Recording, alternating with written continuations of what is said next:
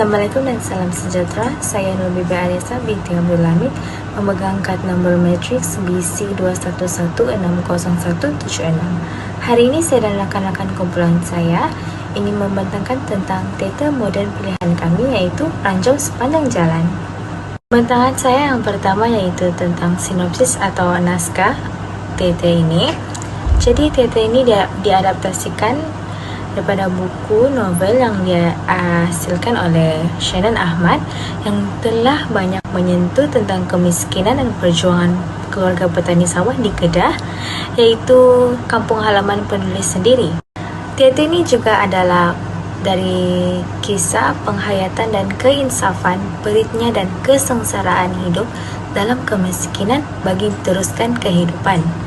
Dan teater ini juga adalah kisah sepasang suami isteri yang mempunyai 7 orang anak gadis. Teater ini juga adalah kehidupan sepasang suami isteri yang kais pagi makan pagi dan kais petang makan petang.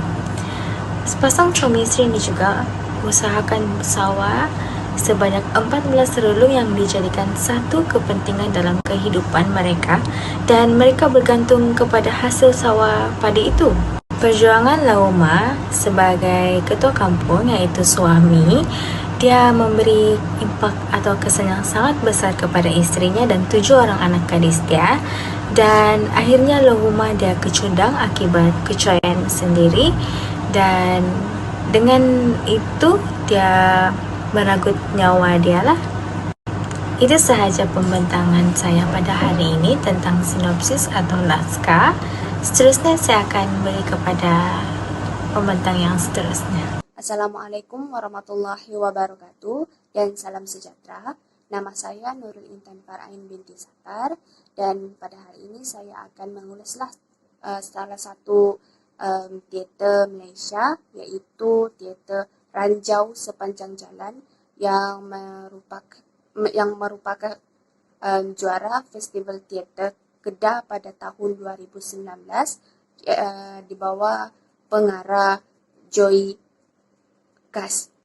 Yang pertama sekali kita lihat pada gaya lakonan terlebih dahulu lah, di mana gaya lakonan ini adalah bagaimana seseorang pelakon itu dia performkan dia punya watak seiring dengan skrip, dengan tema yang dibawa pengaruh-pengaruh itu sendirilah.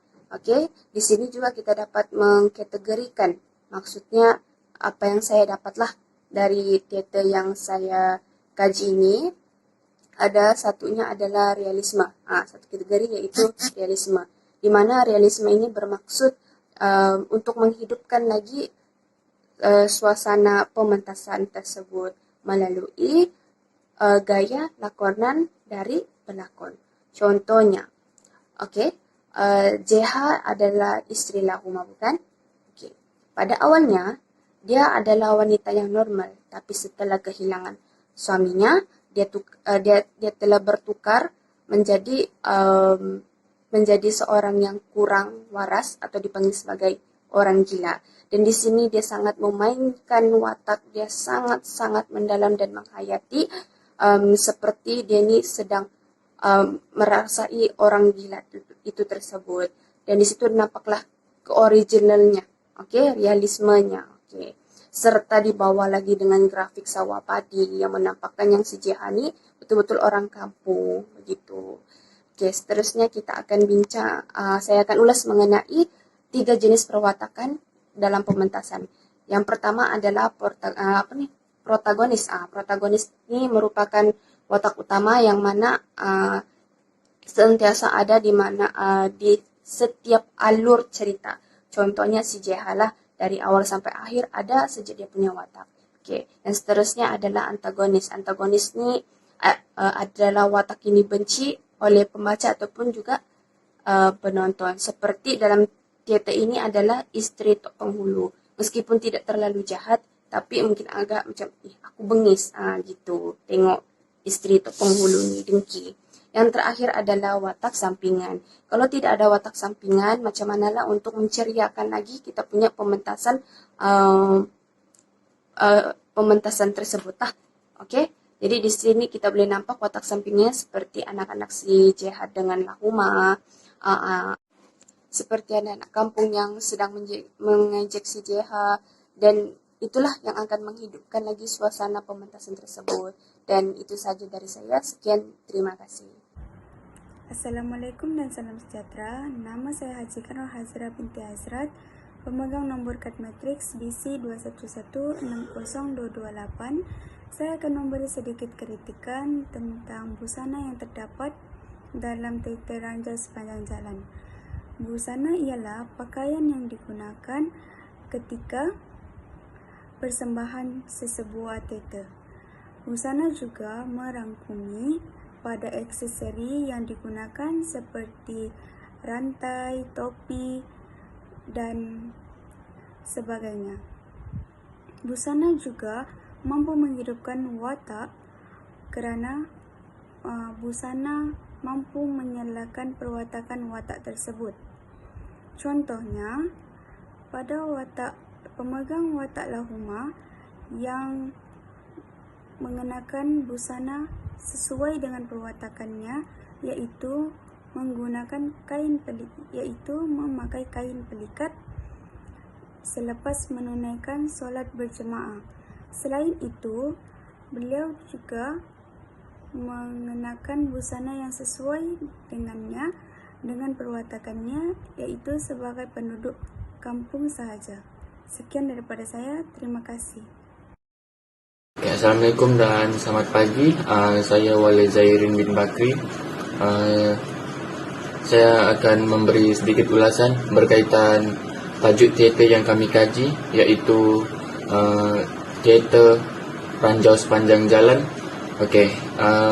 Saya akan mengulas sedikit bahagian pencahayaan, di mana pencahayaan atau lighting merupakan penggunaan lampu yang digunakan bagi menumpukan kepada pelakon yang sedang berlakon agar penonton dapat melihat secara lebih jelas kepada pelakon, dan juga cahaya di mana dapat membantu penonton untuk memahami perjalanan pementasan tersebut.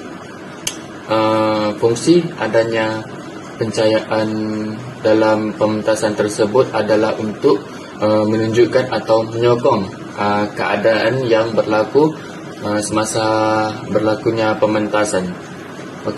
Sebagai contoh, dalam teater ranjau sepanjang jalan,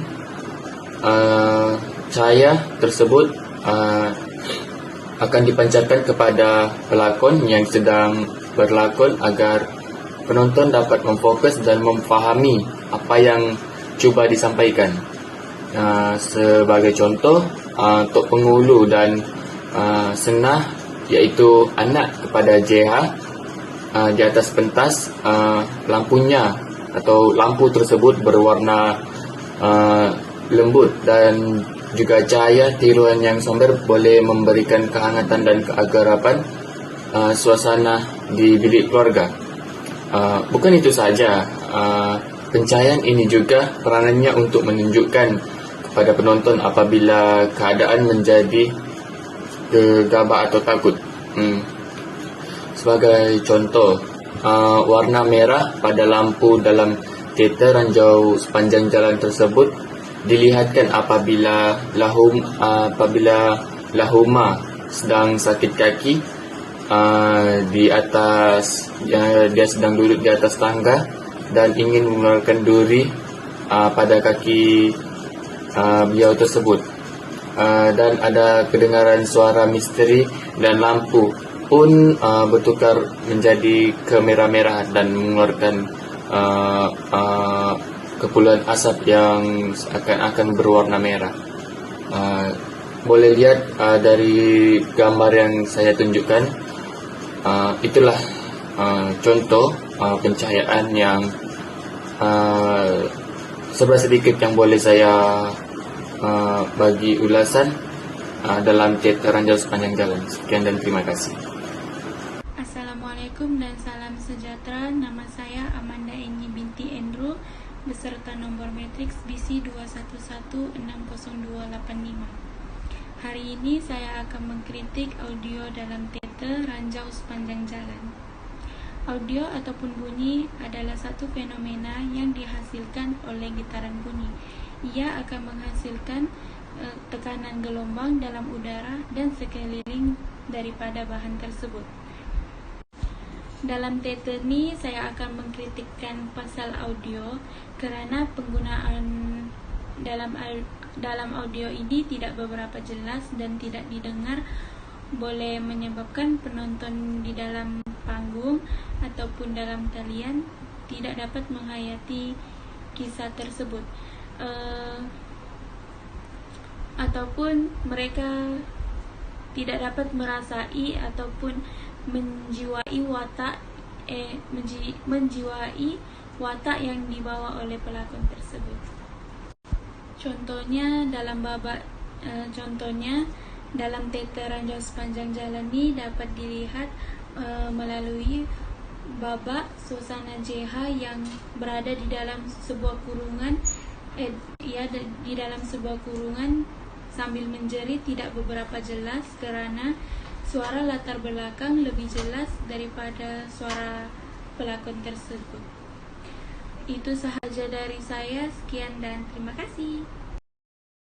Assalamualaikum dan salam sejahtera. Nama saya Syahrul Azharin bin Aco, nomor matriks BC 211600126.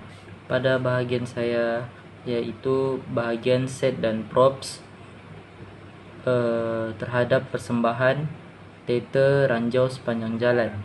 Pada pendapat saya, set dan props yang digunakan dalam teater Ranjau Sepanjang Jalan tidaklah begitu banyak, tetapi set dan props yang digunakan telah mengikuti tema yaitu berlatarkan kampung halaman. Sebagai contoh, props yang digunakan yaitu sebuah tempat halaman rumah kecil, sebuah meja dan tempat sidai kain.